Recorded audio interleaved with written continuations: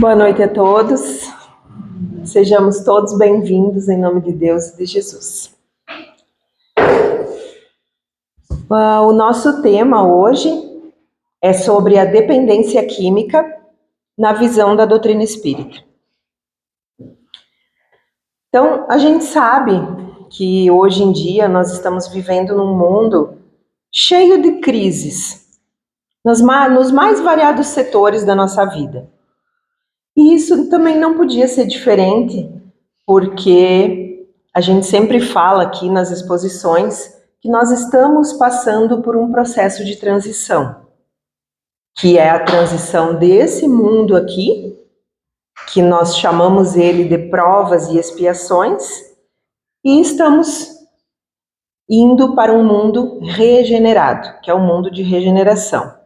Então, obviamente que nós passaríamos por esses momentos, essas crises, esses problemas, de todos os tipos. E o problema da dependência química não é diferente.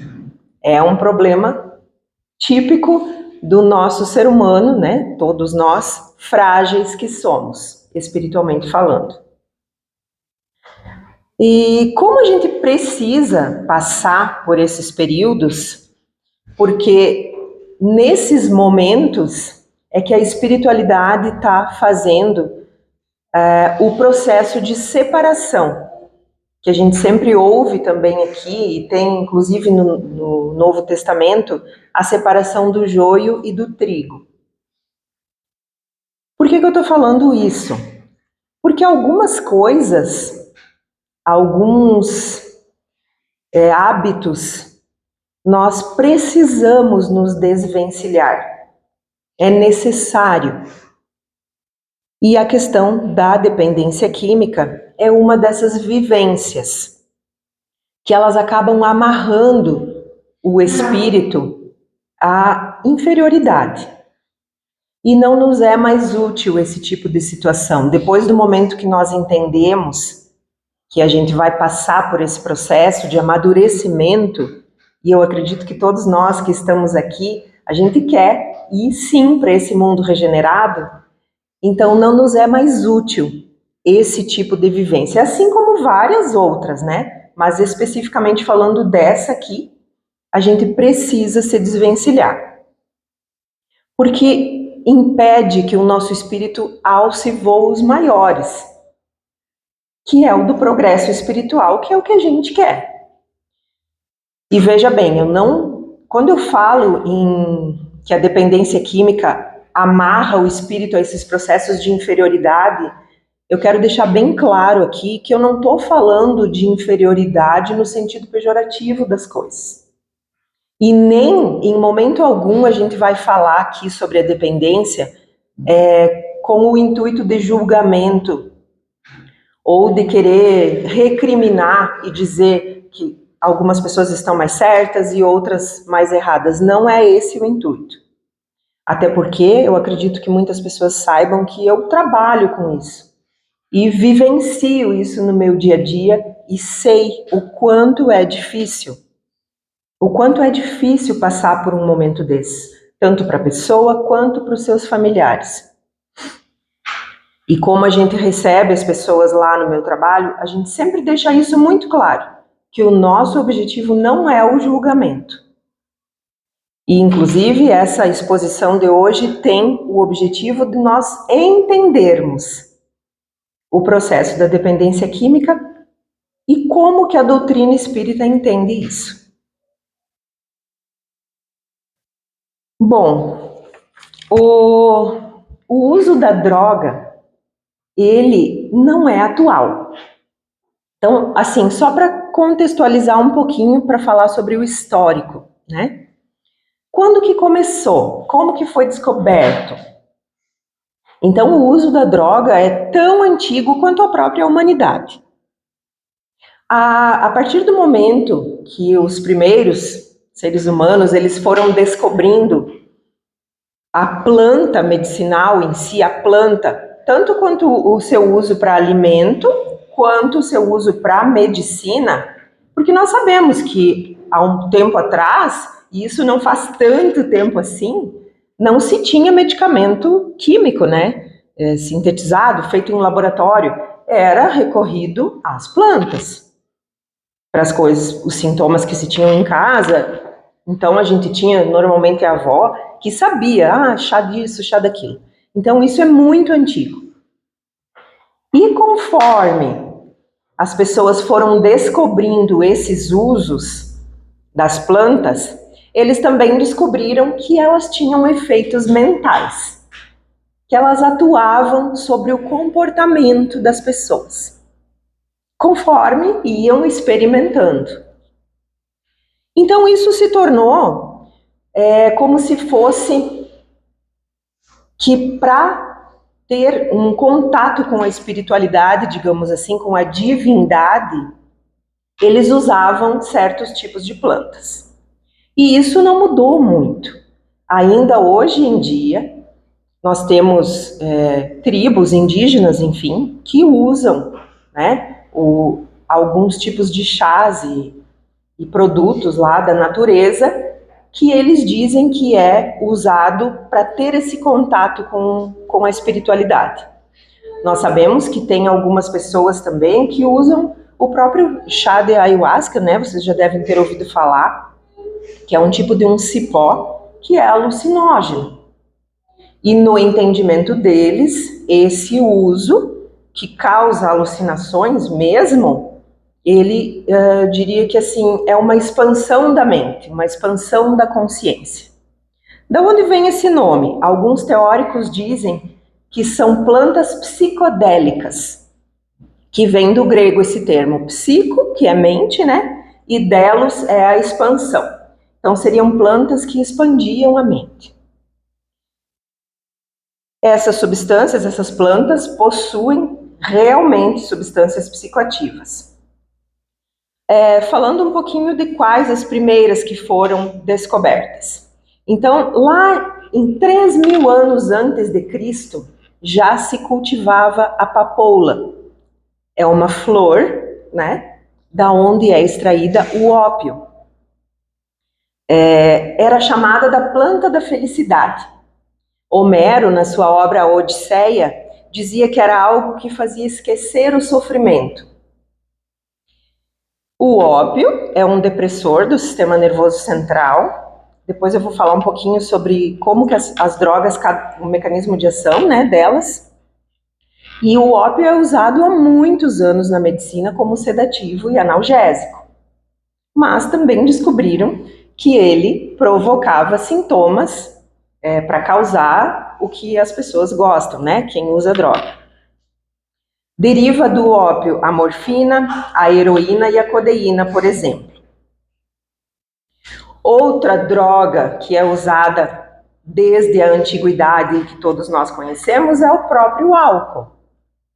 O álcool ele foi descoberto acidentalmente.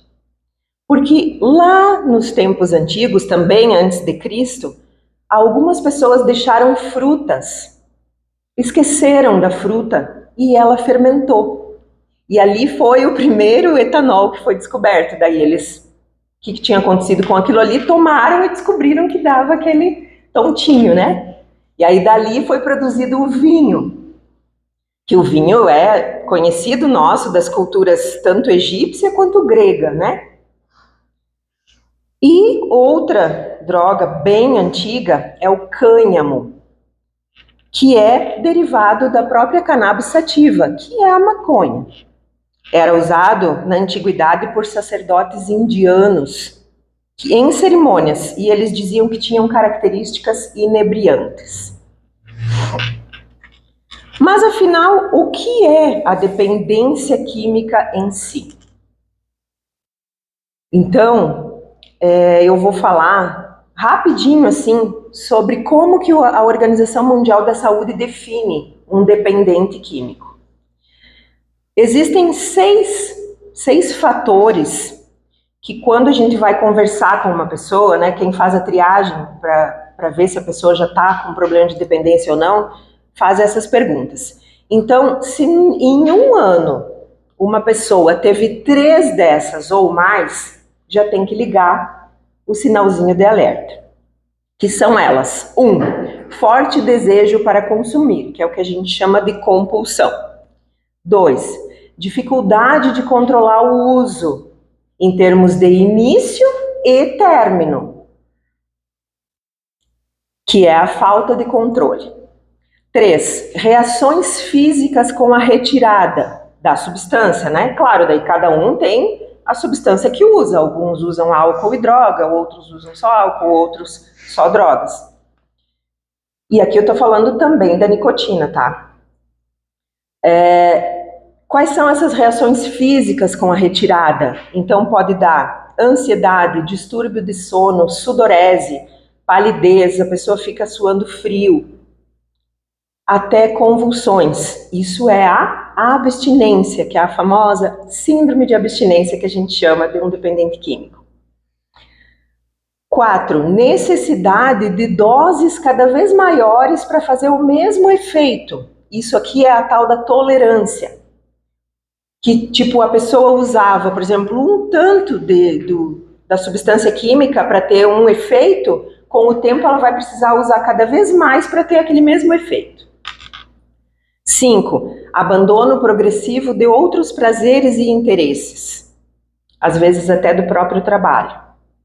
E 6. Persistência no uso apesar das consequências, que é a perda da crítica. A pessoa sabe que está indo e não para de usar. Então aqui são 6 fatores. Se tiver 3 desses presentes em um ano, já dá para ligar a lanterninha.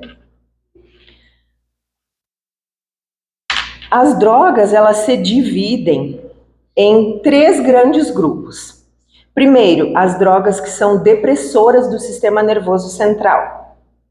Elas diminuem a atividade mental das pessoas. Então, elas afetam o nosso cérebro, fazendo que ele funcione de forma mais lenta, mais devagar. Quais são exemplos? Os tranquilizantes. E aqui a gente precisa falar de uma coisa muito atual que está acontecendo, que talvez algumas pessoas nem saibam, que é a dependência dos benzodiazepínicos. O que é isso? Benzodiazepínico é o famosinho faixa preta, que se usa para insônia. Então, exemplos: diazepam, lorazepam, alprazolam, clonazepam, que é o famoso Rivotril. A exopiclona, que é meio nova, que é o Prisma, também é um benzodiazepínico hoje. Não faz muito que a Anvisa colocou ele na classe dos faixa preta. Por quê? Porque a exopiclona chegou no mercado como um anti-insônia que não causava dependência. E aí começaram a usar indiscriminadamente. E aí começaram a ver que sim, que causa dependência. Então agora faz acho que uns 2 ou 3 meses que ele entrou sim para a receita azul. Então esses benzodiazepínicos são depressores. Outros, o álcool, a cola, a morfina e a heroína, que são derivados do ópio. Outra classe de drogas são as estimulantes do sistema nervoso central. Então uma deprime e a outra estimula. Essas, sim, aumentam a atividade mental, fazem a pessoa ficar ligada. Exemplo, a nicotina, que está presente no cigarro, a cafeína, as anfetaminas, que são praticamente aqueles medicamentos que se usa para emagrecer, mas tem pessoas que usam no intuito de se drogar. Exemplo, o femproporex, a sibutramina, vocês devem já conhecer. São anfetaminas. A cocaína também é um estimulante e o crack. E o terceiro grupo são os alucinógenos, que são drogas que alteram a nossa percepção, fazem a pessoa viver num mundo que não é real, naquele momento que está sob o uso da substância. E, inclusive, causam alucinações e até delírios, onde a pessoa pensa que está numa situação que não é verdadeira. Existem relatos dessa substância que eu falei antes, que é a ayahuasca, Lá no passado se usava numa seita que era chamada Santo Daime, vocês devem ter ouvido falar. Tem relatos de pessoas que, sob o uso dessa droga, subiam em cima de uma árvore e achavam que podiam voar. E se jogavam lá de cima. Se matavam, né? O tal é o tamanho da alucinação que ela pode causar. Outros exemplos de drogas alucinógenas é o LSD, o êxtase e a própria maconha, também é alucinógena. Bom, aí a gente pensa assim, mas se fosse tão ruim, por que existem tantas pessoas usando drogas? Será que é tão ruim assim o efeito? E aí eu vou precisar explicar para vocês o mecanismo de ação da droga no nosso organismo. Primeiro, eu quero falar sobre o nosso sistema de recompensa cerebral. Como que funciona ele? É assim, existem estruturas cerebrais. Lá dentro do nosso cérebro, nós temos o nosso sistema límbico, que é o responsável por esse sistema de recompensa. Então, tudo lá dentro do nosso cérebro funciona como um efeito cascata. Alguém manda uma mensagem para o outro, alguém que manda para esse daqui, que manda para aquele ali, e as coisas acontecem. Eu não vou falar exatamente sobre cada estrutura porque é bem complicadinho. Mas, basicamente, é assim. O nosso cérebro, quando ele passa por uma situação prazerosa, ele vai liberar uma substância chamada dopamina, que é um neurotransmissor responsável pela sensação de gratificação, de positividade, de prazer. Então, exemplos de situações em que o nosso sistema de recompensa funciona. Vamos dar o exemplo de um dia de muito calor, onde a gente vai tomar um sorvete.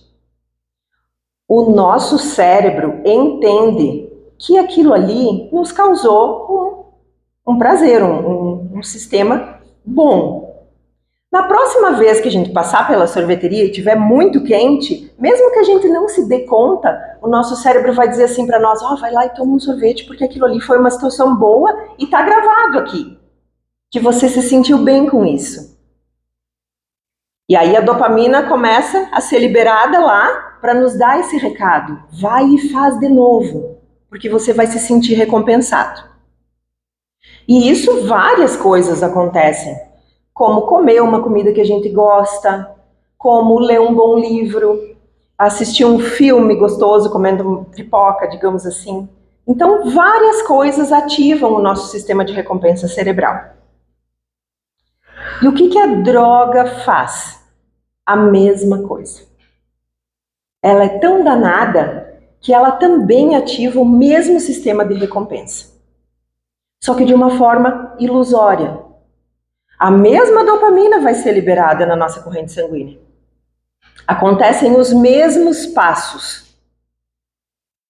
Só que é uma gratificação falsa. Porque eu não me esforcei para nada para conseguir aquela gratificação. Outros exemplos que ativam o nosso sistema de gratificação, uma prece, perdoar uma pessoa. Já pensou com uma pessoa que a gente às vezes está há um tempo sem conversar e a gente vai e faz as pazes? Isso não é tão bom. Mas isso é algo que a gente vai criando, a gente vai se esforçando para conquistar. E é permanente, é uma coisa que fica na nossa vida. E a droga não. Ela faz isso de uma forma inescrupulosa e uma forma efêmera, porque não é uma coisa que vai ficar. Ao contrário, ali vai ficar sempre um vazio. E por quê? Porque o dependente químico, ele vai pensar assim, eu não preciso mais me esforçar para fazer coisas que vão ativar meu sistema de recompensa, eu vou ali e uso a droga de novo. Só que depois vem o vazio. E inclusive quando eu falei aqui que a cocaína, o crack, são drogas que estimulam o sistema nervoso central, sim, elas estimulam no início. Porque depois elas são depressoras. Já ouviram falar de pessoas que no dia seguinte estão na pior? Porque é uma recompensa falsa, ilusória. Mas vejam a cilada que a pessoa se mete. Porque isso tudo está lá, é nível cerebral. Então, a pessoa vai procurar mais vezes sentir aquele prazer que ele sentiu naquele momento.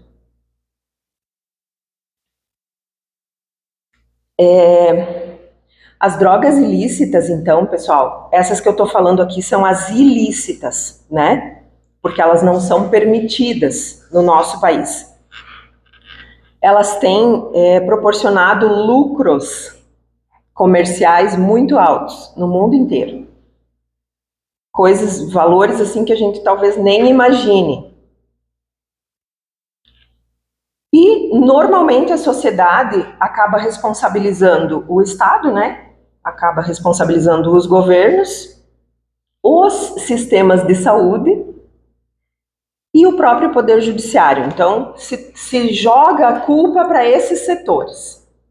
Mas as pessoas esquecem que o núcleo de tudo isso, o início de tudo isso, está ou no próprio indivíduo ou lá na sua família. As pessoas que nós trabalhamos, que têm esse problema, pode ver que o seu contexto familiar está todo adoecido. E aí, quando você fala em família e o próprio indivíduo, não tem como a gente não entrar na questão da espiritualização. E a gente não está falando aqui que para se melhorar como pessoa tem que ser espírita, né? Não é isso. Claro que eu sou suspeita, então eu sempre digo que eu melhorei muito como pessoa depois que eu entrei aqui. E falo isso para qualquer pessoa aí, não me importo. Mas não é isso que a gente está querendo dizer aqui, que precisa ser espírita para enfrentar um problema de dependência química na família, por exemplo. Não.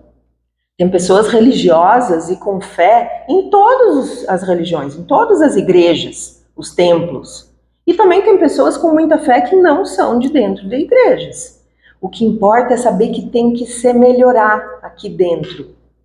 Porque uma família que tem fé e uma família espiritualizada, com certeza ela vai conseguir ter mais suporte para suportar um problema desse tipo. Tá, mas a gente acha que as drogas ilícitas são o principal problema da humanidade.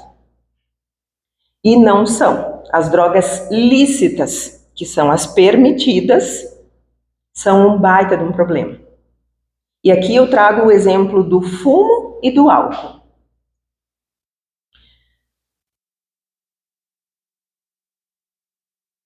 Essas duas drogas, que é o cigarro e o álcool, atualmente são as que trazem mais problema no mundo inteiro. Porque elas são silenciosas. O cigarro, por exemplo, não altera comportamento. Há um tempo atrás ele era visto como uma questão de ter status até, há anos atrás, né? Quando eu lembro, meu pai e a minha mãe, os dois fumavam. E era dentro de casa, normal, assim. E a gente acabava fumando junto, né? Fumando de passinho. Mas são um problema de saúde pública.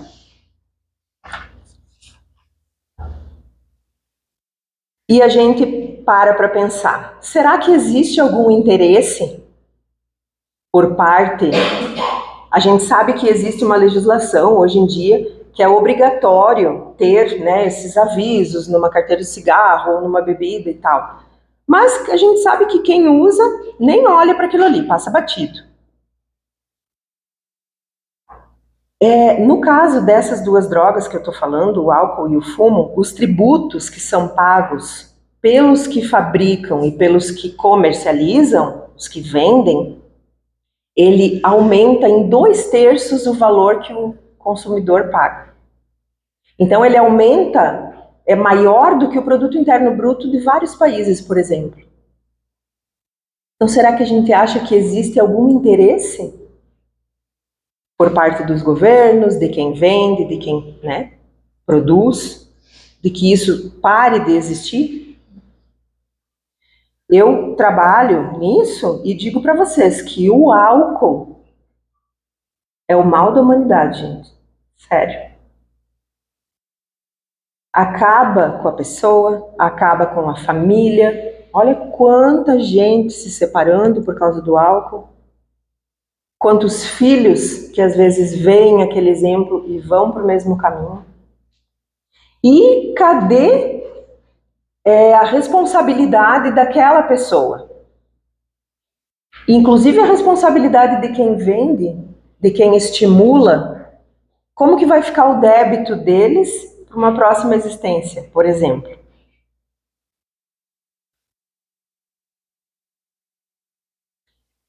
Mas sabemos que é uma condição patológica, tá? A dependência química não é brincadeira. Não podemos ver ela como algo tipo, isso é sem vergonhice, é coisa de vagabundo, coisa de vadio. Não. É uma doença considerada pela Organização Mundial da Saúde. A gente precisa entender isso.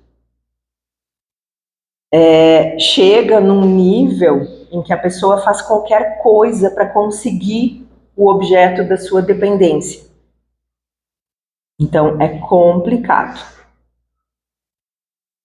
Então, essa dependência química, ela leva a um comprometimento do ser, em todos os níveis da vida dele. E aqui a gente também pode falar não só do consumo de substâncias químicas propriamente ditas, mas de todo tipo de adição. Adição é um termo que se usa bastante na medicina. A pessoa que usa droga, por exemplo, eles chamam de drogadito. Droga adicto. Mas a adição pode ser em relação a jogo, pode ser em relação a sexo desregrado e compulsivo, pode ser em relação a compras excessivas. Às vezes as pessoas não têm nem condições de pagar e compram de uma forma exagerada e sem necessidade. Então a gente pode falar aqui sobre todo tipo de adição, que são coisas desequilibradas, que é demais, é além da conta. E depois que a pessoa perde essa capacidade de conseguir controlar o impulso dela de ir atrás da droga ou atrás da substância que ela precisa, é que a gente fala droga e a gente já pensa nas drogas ilícitas, né? Mas quando eu tô falando droga, eu falo até do próprio cigarro, do próprio tabaco, né? Que também é uma droga, é uma substância química, é um entorpecente. Então, quando eu falo de droga, é no geral. Quando a pessoa perde essa capacidade de ter esse controle, primeiro, se ela ainda tem o seu trabalho, às vezes o trabalho serve só para sustentar o vício dela naquele entorpecente. E muitas vezes, num grau mais avançado, ela já perdeu o seu trabalho. Porque às vezes foi trabalhar ou bêbado, ou sob o uso da droga, ou faltou o trabalho diversas vezes porque não conseguiu ir trabalhar porque estava em casa. E aí depois que ela perde o seu trabalho, o que ela começa a fazer? Começa a roubar. De dentro, às vezes, da própria casa. Dos familiares, das mães, né? O marido, às vezes, da esposa, rouba. Para vender, para poder conseguir dinheiro para consumir. E ainda, num grau mais avançado, até a própria vida dela fica em risco, porque daí ela começa a contrair dívida com o traficante. E o traficante não quer nem saber se a pessoa tem um filho pequeno ou se não tem, se tem família, se não tem, não está nem aí. Dívida é dívida, ou tu paga ou tu morre. E aí também a gente fica pensando no débito do traficante. Como que fica? Primeiro, eu penso na consciência, né? Que a gente sabe que hoje tem crianças, adolescentes, já com problema de dependência. E aí, como que fica a consciência dessa pessoa? sabendo que está destruindo vidas.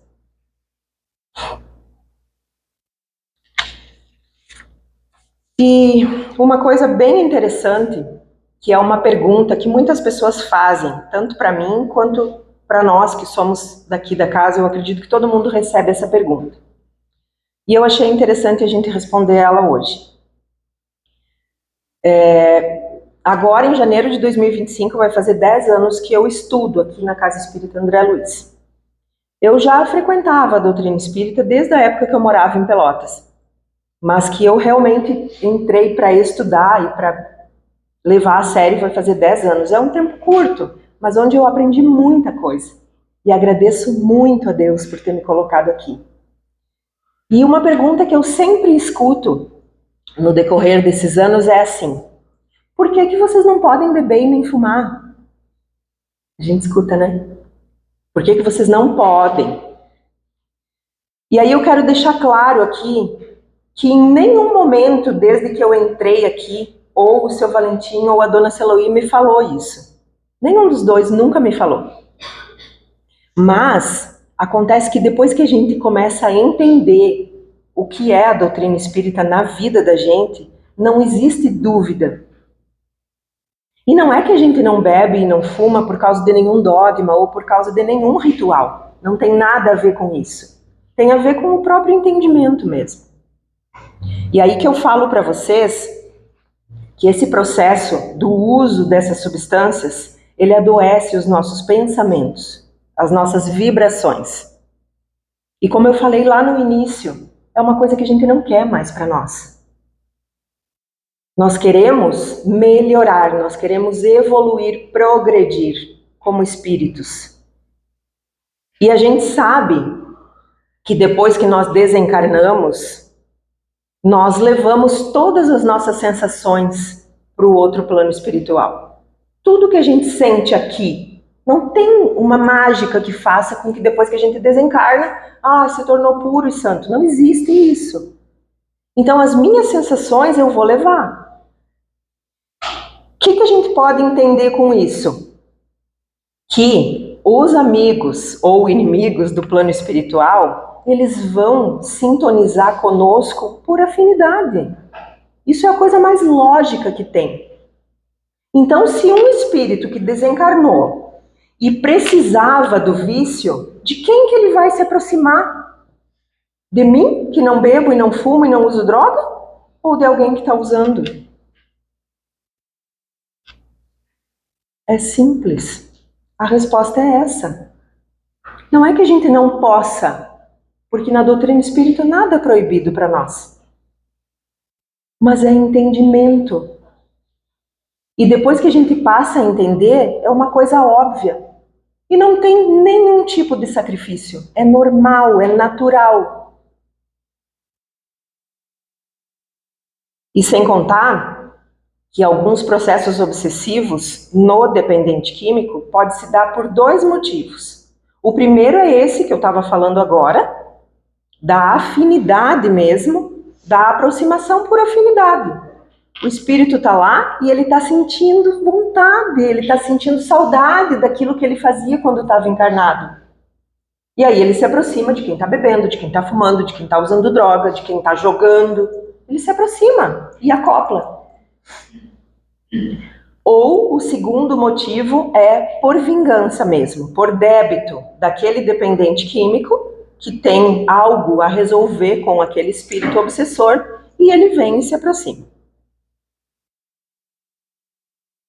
Bom, mas então, eu poderia ficar horas aqui falando sobre isso porque eu adoro, né? Mas não dá. Então, só para terminar, a gente entendeu que essa pessoa que está passando por esse problema, ela precisa de tratamento. Isso é uma coisa lógica. E esse ser, ele precisa ser tratado no seu universo todo.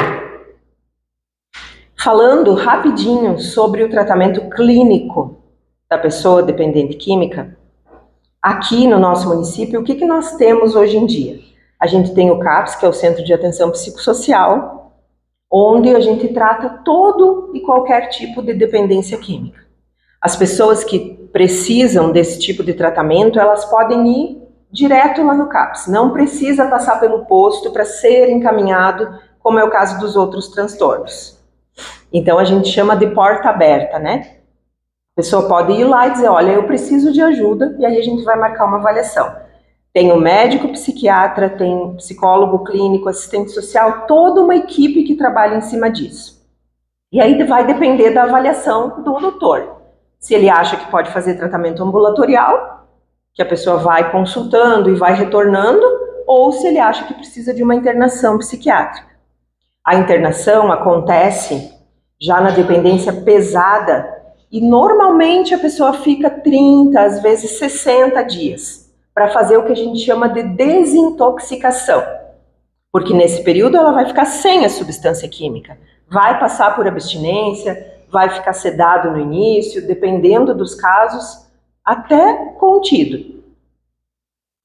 Depois desse processo de desintoxicação, volta para o CAPS para continuar o acompanhamento. Todas as quintas-feiras, às 2 horas da tarde, a gente tem os grupos de dependência química, que são abertos ao público em geral. Esses grupos eles são baseados no formato dos alcoólicos e dos narcóticos anônimos. E na atenção básica, a gente tem o grupo do tabagismo, que é para quem quer parar de fumar. 2 por ano ou 3? 2. Então, durante o ano, 2 ocasiões são feitas, porque são vários encontros que é feito lá no grupo dos tabagistas, onde também a pessoa vai ser avaliada, vai ser acompanhada por toda a equipe. E aí eles lá utilizam, né, as terapêuticas que eles entendem que é para parar de fumar. Normalmente se usa aquele adesivo de nicotina, a bupropiona, que é um antidepressivo que tem o efeito de tirar a vontade do cigarro, mas enfim, isso é uma avaliação lá. Só estou falando para vocês porque às vezes vocês podem conhecer alguém que se interessa em fazer esse tratamento. Na unidade de saúde dela é clínico, né? E o médico, sim, toda uma equipe multiprofissional. Só são 2 esferas diferentes, é a atenção básica e a atenção secundária, certo? E, para finalizar agora mesmo, esse é o tratamento clínico, pessoal. Mas, como a dona Celoí bem falou no início, quando ela fez a abertura, o tratamento espiritual está aqui. O dependente químico, com certeza, vai se beneficiar vindo na casa espírita. Porque aqui o tratamento é dos espíritos, que eles sabem aquilo que a pessoa está precisando, tem o passe, tem a água fluidificada e a constância no tratamento, no acompanhamento aqui na casa espírita. Não vamos achar que a pessoa vai vir uma vez e vai ficar boa, porque não é assim que funciona. É assiduidade, é comprometimento, é fazer sua parte, assim como também é lá conosco. A pessoa tem que fazer a sua parte. A gente tem que parar de pensar que as coisas vêm prontas para nós, porque não vêm.